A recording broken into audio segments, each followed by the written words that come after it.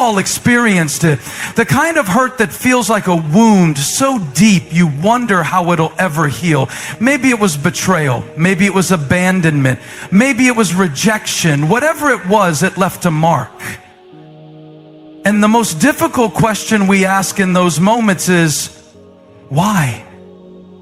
Why did God allow this to happen? Why did He let them hurt me?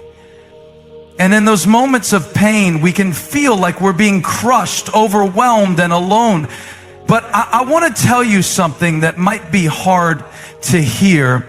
Sometimes God lets you hurt because He has a purpose for it. We all face pain. It's a part of life that no one can escape. Whether it's physical, emotional, or spiritual, pain is a universal experience. The hardest question we wrestle with in our pain is not why we feel it, but why God allows it. If God is good, if He is loving, why would He allow us to go through so much hurt? Why would He permit us to face the very things? The first thing we need to recognize is that God is not the author of your pain. He's not the one who inflicts suffering on you. God doesn't cause pain. In fact, He's the one who promises to heal our wounds, to bind up the brokenhearted, and to comfort those who mourn. God is a loving Father, and as much as He desires to see us flourish, He does not delight in our suffering. It's not His will for us to endure pain. But we live in a broken world where pain is inevitable. The pain you feel, the suffering you endure, it wasn't something God planned for you. It's a result of living in a fallen world. But here's the profound truth. Just because God didn't cause your pain doesn't mean He can't use it. God can use your pain for a greater purpose. In fact, He often does. When we walk through the hardest seasons of our lives, we might feel as though we're being destroyed. But God has the incredible ability to take what was meant to harm us and transform it into something that builds us. He doesn't waste any pain. He takes what the enemy intended for evil and works it for our good. While your pain may not have been part of God's original plan, God is a redeemer. He specializes in taking broken things and making them whole. Think about Joseph in the Bible. Joseph's brothers betrayed him. They sold him into slavery, they lied about him, and they left him for dead. Joseph could have easily concluded that his pain was pointless, that God had abandoned him. But God used Joseph's pain for something greater. Every moment of suffering, every unjust accusation, every moment of isolation was a step toward God's greater purpose for Joseph's life. The pain Joseph endured in the pit in Potiphar's house and in prison wasn't in vain. It was the very thing that God used to position him for His purpose. It was in that process that Joseph's character was refined, his faith was solidified, and his trust in God was strengthened. And when the time came, Joseph was ready to step into his destiny. His pain led him to the palace, and his story became a testimony of how God uses what's meant to break us to make us stronger. We don't always understand why things happen the way they do. Sometimes we may never get the answers we crave, but what we can hold on to is the truth that God will never waste our pain. Even when we don't see the immediate purpose of our struggles, God is always at work behind the scenes. He is always working on us, refining us, and preparing us for what's next.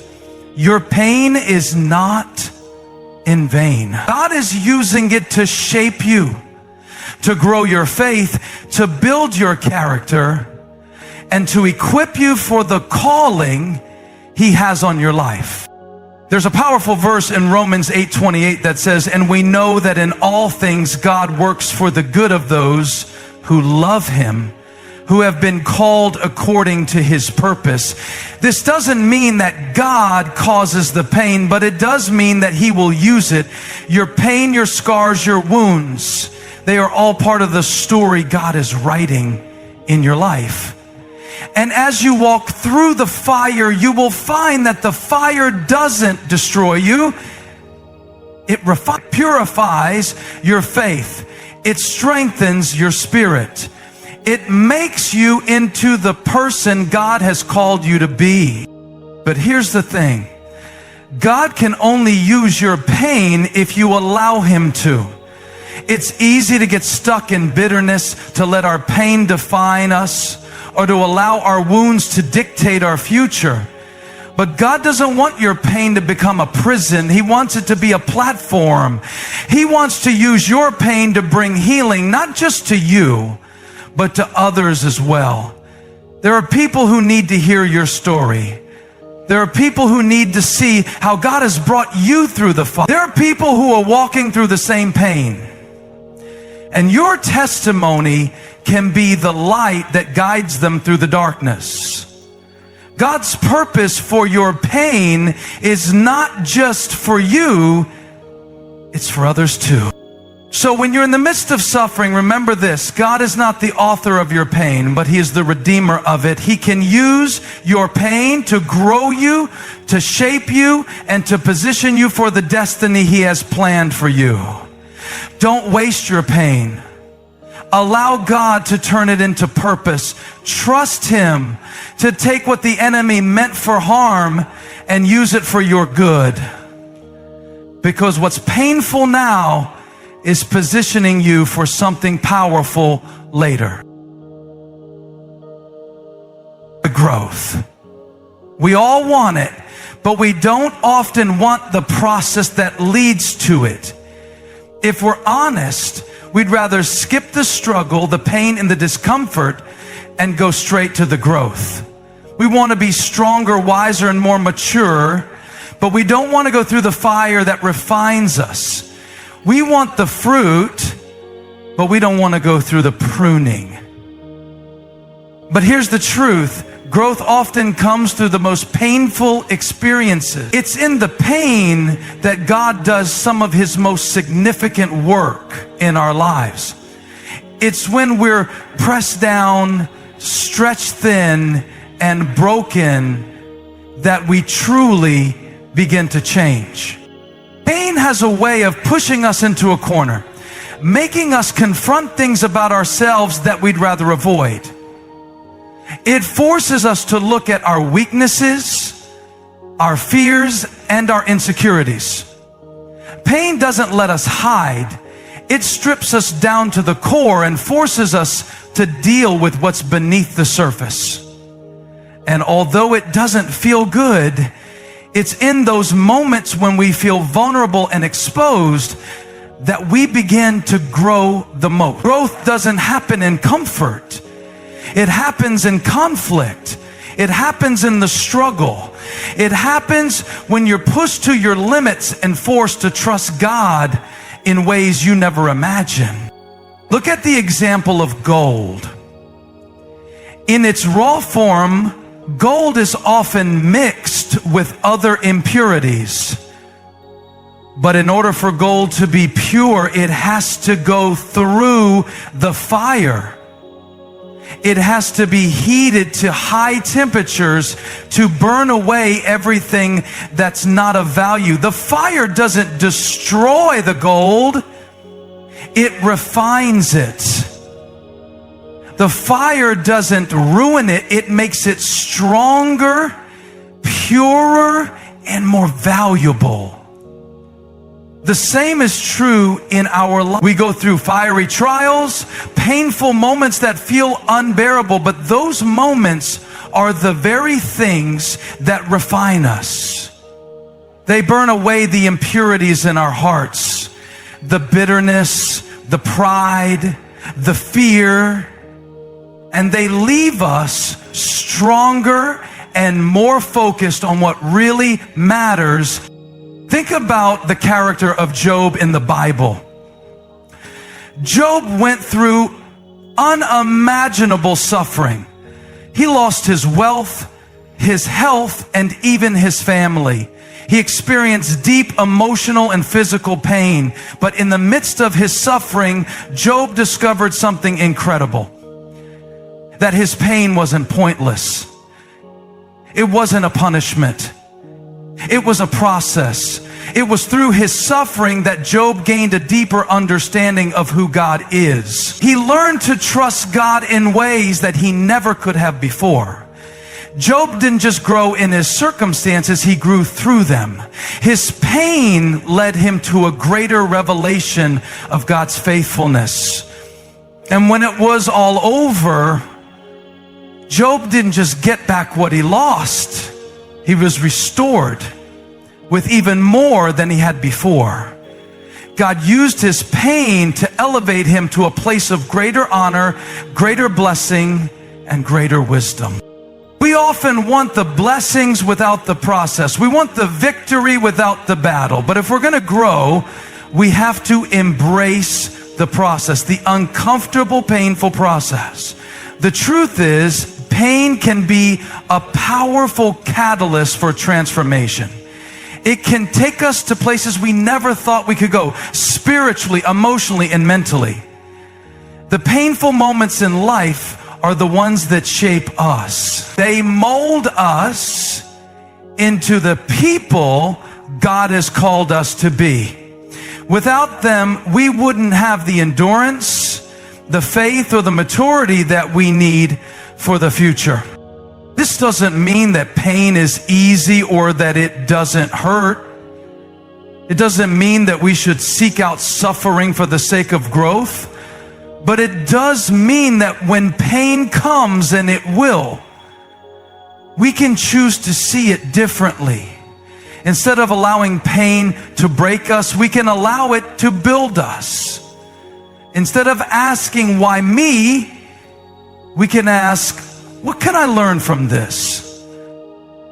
How can God use this to grow me? It's in these moments that our faith is strong. Our reliance on God becomes deeper. Our vision becomes clearer.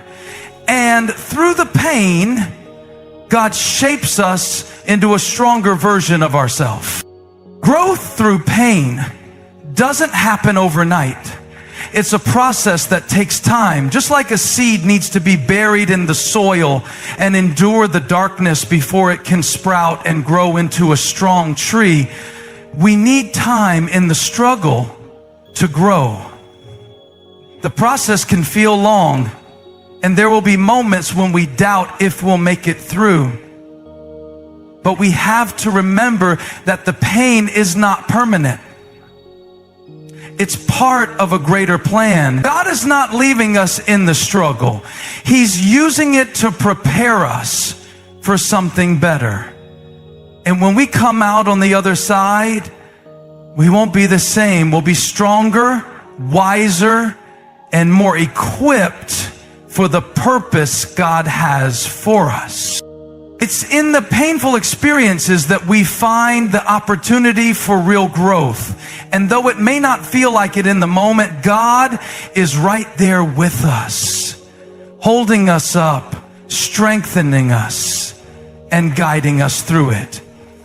The struggle's not the end. It's the beginning of something greater. Pain may be the pathway to growth, but it's also the place where we find God's deepest presence. And that's where we discover the most important truth. We can grow through the pain, not just in spite of it. Pain has a way of shrinking your perspective. When you're in it, all you can see is what's right in front of you. The loss, the heartbreak, the betrayal, the disappointment. It blinds you to everything else. It steals your vision. It clouds your hope. And in those moments, it feels like the pain is permanent, like the storm will never pass, like the valley is too deep to climb out of. But just because you can't see past the pain doesn't mean God's not working beyond it. Just because you feel stuck doesn't mean you are. And just because it hurts now doesn't mean that hurt is the whole story. God's plan is always bigger than your immediate pain. There's something about pain that makes us believe this is all there is. It convinces us that our entire identity is wrapped up in this moment, that the loss defines us, that the delay disqualifies us, that the struggle will last forever. But the Word of God tells a different story. Over and over again, God reveals Himself as the one who sees the end from the beginning. He's not limited to what you see or feel. He's not panicking over your problems. He's not pacing the floor of heaven trying to figure out how to fix what's gone wrong in your life. He's sovereign. He's strategic. And He sees what you can't see. He sees the outcome while you're still crying in the middle. He sees the breakthrough while you're sitting in brokenness. One of the best examples of this is Jesus at the cross. Think about that moment. The pain was real. The suffering was unimaginable. The disciples were scattered. Hope seemed lost. From the outside, it looked like the end of the story, but it wasn't. The cross was never the conclusion. It was the bridge. It was the necessary pathway to resurrection. It was the darkest moment that held the greatest purpose. If you had stopped the story on Friday, you would have missed the miracle of Sunday. And the same is true for your life. If you judge your future based on the pain you feel right now, you'll miss what God is setting up for you. Because God's plan is never confined to a single moment of suffering. It stretches far beyond what you can currently comprehend. Pain is real. I'm not minimizing that, but pain is not the final word. God is not done just because it hurts. In fact, sometimes the pain is the indicator that something is being born, that something inside you is being refined, that something greater is being prepared. The enemy wants you to believe that your pain means God has left you. But what if your pain is actually proof that God is positioning you? What if the discomfort you're feeling is part of the construction zone God is using to build something unshakable in you? We don't serve a God who wastes anything. Not even the parts of your life you wish you could erase. Not the season that broke you. Not the betrayal that blindsided you. Not the loss you didn't see coming. He weaves it all together. Every tear, every question, every unanswered prayer. And He uses it to form something so much greater than what you would have chosen. Because while you're praying for relief, God is preparing you for release. He's stretching you not to hurt you, but to make room for the purpose He's about to pour in. You may be facing something that feels unbearable. You may be carrying pain that no one else sees. You may be wondering if it will ever end. But don't let the pain make you forget the promise. Don't let the moment cause you to doubt the mission. God didn't bring you this far to leave you in the middle. You are not forgotten. You are not forsaken. And your story is not finished. What feels like a detour might actually be divine direction. What feels like the end might actually be the setup for a beginning you never expected. God's plan doesn't always make sense when you're in the middle of the mess. It rarely feels comfortable. It rarely looks predictable, but that's what makes it so powerful. His plan doesn't depend on your timeline. It doesn't require your understanding. It only needs your trust. You don't have to see the whole picture to know that He's painting something beautiful. You just have to trust the hand of the artist, even when you don't recognize the brushstroke. Because the very pain that's pressing you might be the pressure that's producing the strength, the clarity, and the character you'll need to step into the next level of your calling. So don't let your current situation shrink your expectation. Don't let the pain of the process rob you of the perspective of purpose. There's something bigger at play than what you feel right now. There's a purpose that stretches beyond the pain, a promise that stands taller than the problem, and a future that's greater than your current frustration. Forgiveness is not a suggestion, it's a strategy. It's not a sign of weakness, it's a weapon. And yet forgiveness is one of the hardest things God ever asks us to do. Because forgiveness feels unfair. It feels like you're letting someone off the hook. It feels like you're saying what they did didn't matter. But forgiveness is not about making what happened okay. It's about making sure it doesn't keep controlling your life. Forgiveness doesn't set them free. It sets you free. And if you've been walking around carrying bitterness, resentment, shame, or regret, I came to tell you today that forgiveness is the key to freedom. You will never walk in the full freedom God has for your life until you learn to forgive, not just others, but also yourself. Unforgiveness is a prison we build with our own hands. We lock ourselves behind bars of what they did, what they said, how they hurt us, and what we lost.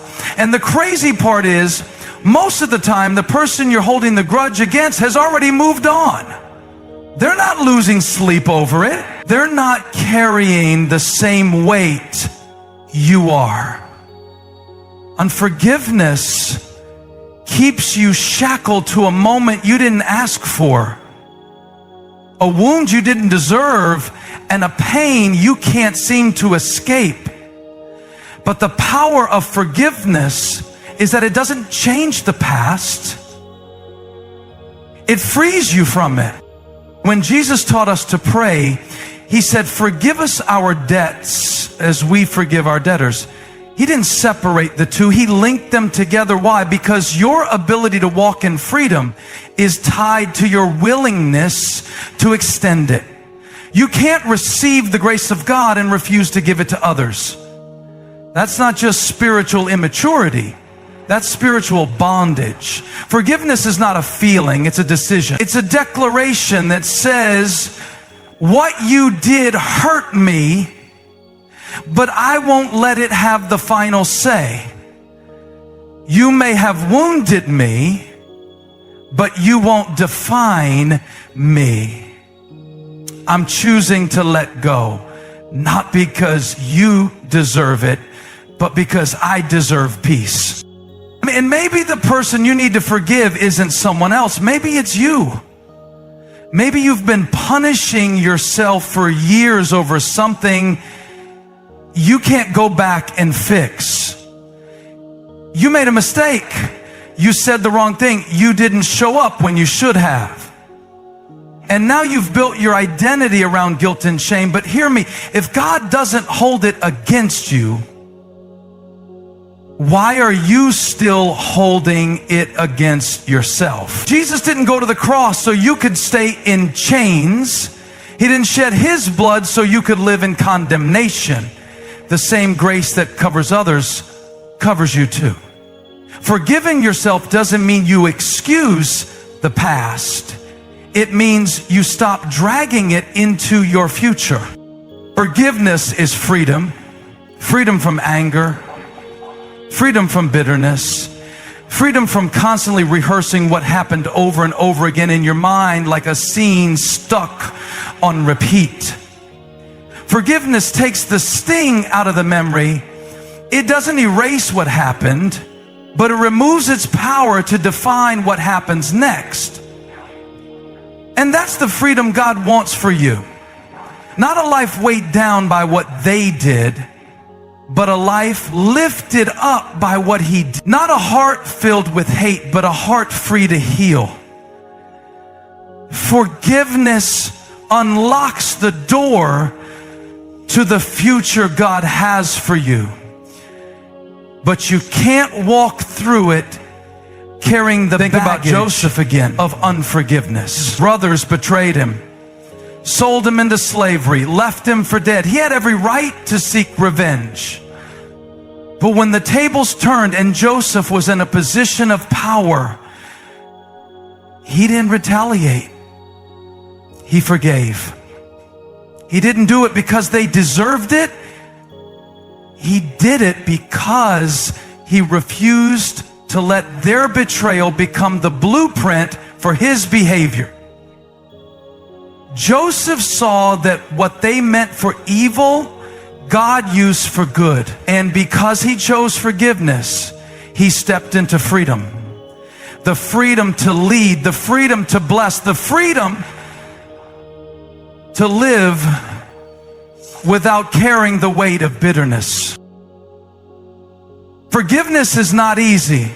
It's not instant. It's not a one-time act. It's a daily decision.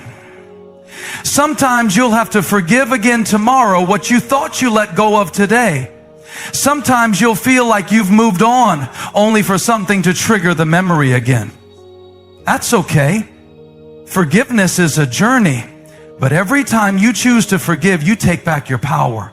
Every time you choose grace over grudge, you reclaim your peace. And every time you release what hurt you, you're making room for what heals you. You weren't made to carry that offense. You weren't made to relive that wound every time their name comes up. You weren't created to be a prisoner of your past. You were created to walk in freedom. And the key is already in your hand. It's called forgiveness. Forgiveness isn't about forgetting what happened. It's about refusing to let it control you. When you release what hurt you, you make space for healing, peace, and purpose. True freedom begins when you stop holding on to the pain and start trusting God to redeem what was broken into something greater than before.